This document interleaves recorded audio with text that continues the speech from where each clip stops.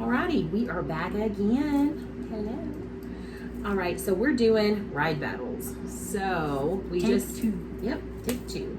First, we cover Space versus Big Thunder, Seven Dwarfs versus Slinky, and Pirates versus Jungle Cruise. So in this one, the first one we're gonna do is Rockin' Roller Coaster versus Mount Everest. I mean, both are fantastic rides. If you're into roller coasters, I think these are probably the two best ones. I'd say they're the two most intense roller coasters of the park. Because I mean, yeah, I love them both. Rockin' Roller Coaster for me is a lot of adrenaline, and it's really fast because it does launch you at like 60 miles an hour. And I don't know, the build up to the launch is just amazing. You get to go. I don't think it ever gets old. No, it doesn't. You get to go in this recording room where Aerosmith is, and they invite you in this stretch limo, and exactly. Oh, it's amazing. It's such a good time. Amazing. It also has a single rider line. It does have a single rider line, Which so is the best. if your family is all adults or older kids that And don't you mind don't going care about alone, splitting up. if you don't care about that's what splitting single up, rider means. Single rider means you do not ride together. cast member talk over here. So, Sorry. but good thing is about single rider line is you get through it faster, and so if your family doesn't mind doing that, it depends. well, there's a lot of doubles. Then, true. It depends, honestly. Your single rider line could be 2 times the amount of the weight of the regular. It really just depends on the flow of. And they do have wait times where you can look at both. Of traffic. Yeah. But I will not confirm nor deny that the single rider line is faster or slower. So it honestly could be either or. It just depends on what they need when they need it, and they mainly need it for odd-sized parties. That's just common knowledge. Well, I love Rockin' Roller Coaster. It's in the dark. There is a corkscrew and 2 inversions, so you do go upside down on that roller coaster. Inversions come really early though, and honestly, literally, I'm not trying to ruin it, but like if you've never ridden it, they're literally like at the beginning. You literally go 1, 2, and then that's it. Maybe it's 1 and then you do something and then you do 2, but like they come right out of the gate, and it's really. They're not honestly not that bad. I honestly I don't think you can tell. Like the corkscrew, you can tell, but the upside for me, I always lean on the corkscrew. The upside downs, those are a little. Also, the neon decorations inside the coaster, because it is in the dark, but everything is neon, so you look like you're going through signs and all this kind of stuff, and it's the coolest thing. Yeah. It's just, I don't know, Rockin' Roller Coaster is just amazing. Of course, Everest is also amazing. I'm obsessed with that coaster. It also has a single rider line.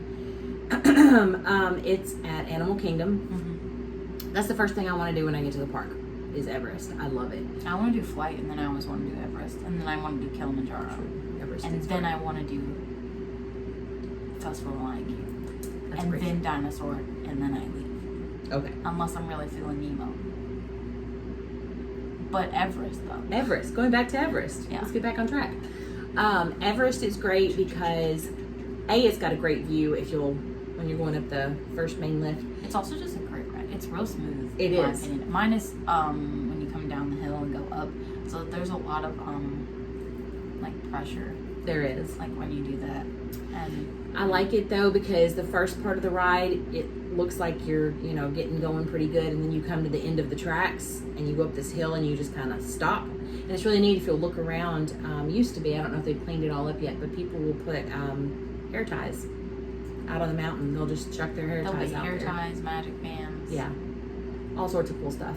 So it stops, and then you start going backwards. That's a fun time. Into the mountain, backwards, and it doesn't go upside down or anything, but it does a corkscrew kind of thing, and then it takes you up a hill backwards, and then you stop.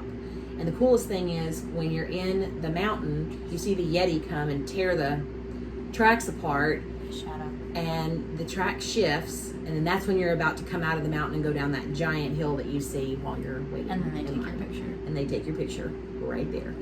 And it's always really, really fun. I think the last time I did it, I was the mountain, and then the person next to me was the Yeti, which I thought was a really good idea. We always try to trying to make your ride photos really funny is actually a really good time. It was neat because the last time I went was when I picked her up from her program, and so 2 of her friends who are sisters, came with us, and I rode with Laura. And she said that she warned me. She said, I'm going to scream the whole time. I said, that's fine. I'll scream with you. So I just decided, you know what? I've ridden this enough. I don't really need to scream, but I'm going to help her. So we literally held on to each other and screamed our lungs out. And I had the sorest throat when we were done, but it was so much fun. I don't remember what me and Lindsay did for our ride photo. It was probably something stupid. I think we still have it. I think we have it somewhere. But anyway, we'll try to post pictures of that later. So I'd say this is a tie.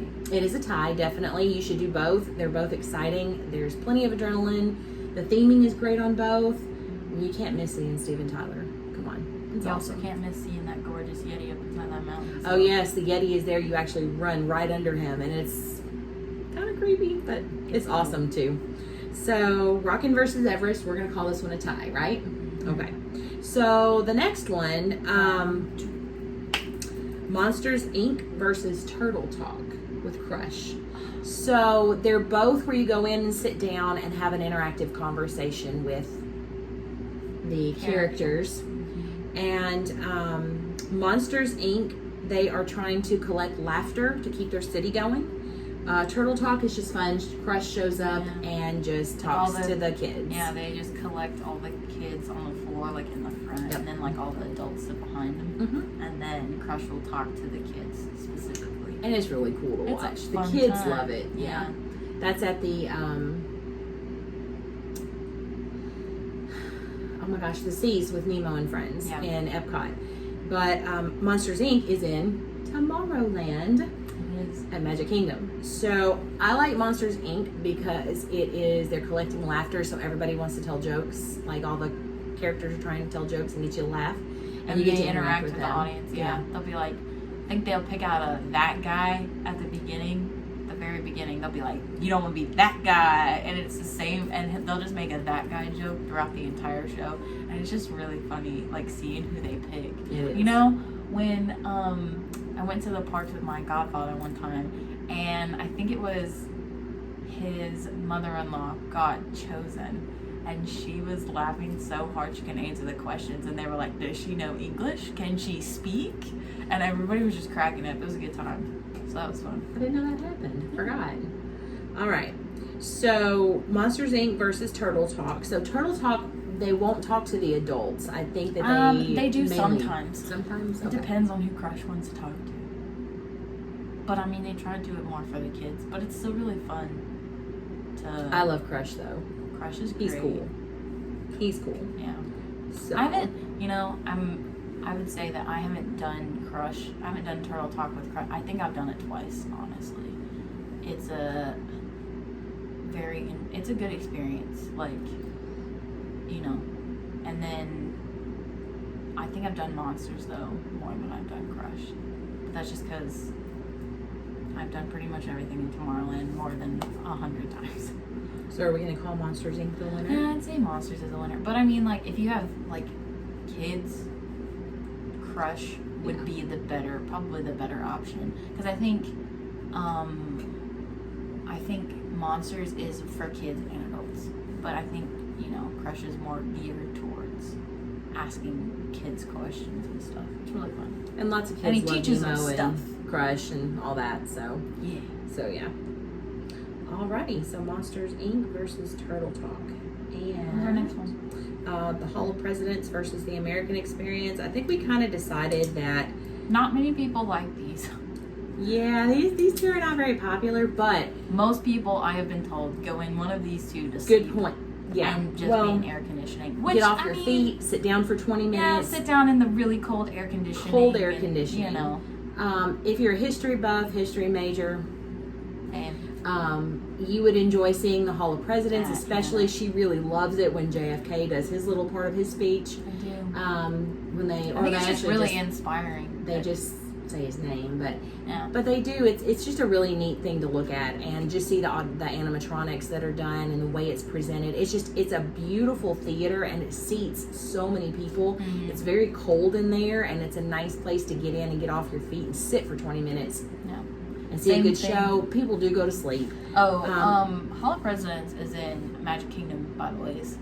It's like In Liberty Square, in Liberty Square, right over yeah. by the Haunted Mansion, Kind of near the Haunted Mansion, near the Haunted Mansion. around the corner from like Memento Mori and all that. Yeah. Okay. And then American Experience. and Or American American Adventure in Epcot is in the American Pavilion at Epcot. So you can go in and see the Voices of Liberty, which is highly Outstanding. recommendable because Oh. they're amazing. Outstanding. And then sit in a huge theater, and it goes, I really want to say it goes through like communication and stuff like that. Similar to Spaceship Earth. It goes through because Mark Twain Yeah, it and goes Benjamin through- Franklin are standing on the light torch just for like the inventions. Tower of Liberty. I don't know, I don't really remember. I've seen it 3 times, slept through half of it the last time I saw it. So, It But was I- an exhausting day. yeah. Yeah. It's really It's neat just though. the truth. If you want to go in there to watch it, that's good. Yeah, you should try it. But it's never really a priority for most people.